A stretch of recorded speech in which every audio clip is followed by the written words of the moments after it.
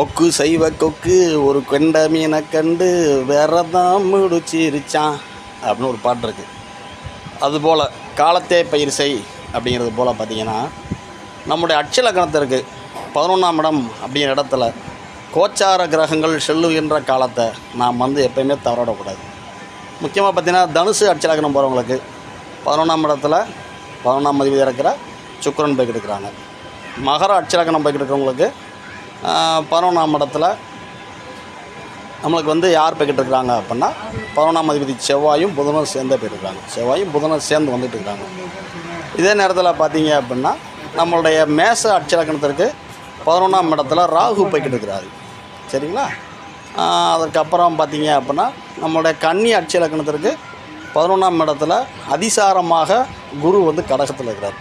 அப்போனா இப்படிப்பட்ட நேரங்களில் இந்த அட்சலக்கணம் போகிறவங்க எல்லாருமே நம்ம ஏற்கனவே பாடின மாதிரி கொக்கு செய்வ கொக்கு ஒரு கெண்ட மீனை கண்டு விரதம் முடிச்சிருச்சான் அப்படிங்கிறது போல் வருகின்ற வாய்ப்புகளை தவற விடாமல் இந்த 11ஆம் பாகம் அப்படிங்கிறத ஆக்டிவேஷன் பண்ண தெரிஞ்சிருக்கணும்.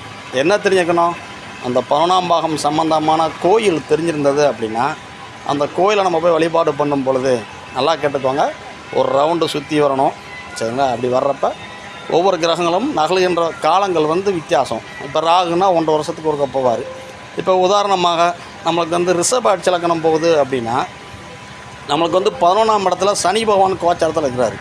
அவர் 2.5 ஆண்டு காலங்கள் அங்கேருந்து நகல காலதாமதமாகும். இந்த தருணத்தை நம்ம தவற விடக்கூடாது. எந்த அளவுக்கு நம்ம இந்த 11ஆம் பாகத்தை ஆக்டிவேஷன் பண்ணணும் அப்படின்னு நம்ம புரிஞ்சுக்கிட்டோம். 11ல் கிரகங்கள் வர்றாங்க அப்படின்னா சரியான நேரத்தில் அந்த தெய்வங்களை போய் நம்ம வணங்கும் பொழுது நம்முடைய வாழ்க்கை நிலை அப்படிங்கிறது பெரிய லெவலில் முன்னேறணும். சரிங்களா? அதனால் 11ஆம் பாகம் அப்படிங்கிறது ஒருவருடைய ஜாதகத்தில் மொத்தம் 12 கட்டத்தில் இந்த ஒரு கட்டத்தை பிடித்தாலே மற்ற 11 கட்டமும் ஆட்டோமேட்டிக்கலாக நம்மளுக்கு ரன்னிங் ஆகும். சரிங்களா? இப்போ நமக்கு உடம்பு சரியில்லை, டாக்டரு கையில் ஊசி போகிறாரு, மொத்த உடம்புக்கு சர்க்குலேஷன் போகுது, நரம்பு மண்டலம் ஃபுல்லாக சர்க்குலேஷன் போய் நம்மளோட உடல்நிலை சரியாகுது, மனசு ஒரு ஃப்ரெஷ்னஸ் கிடச்சிருது. அதுபோல் சரிங்களா, நம்மளுடைய ஜாதகத்தில் பூஸ்டர் பண்ணக்கூடிய ஒரு இடம் அப்படின்னா 11ஆம் இடம்.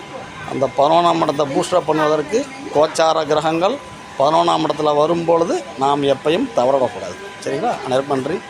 வாழ்க வளமுடன். நன்றி.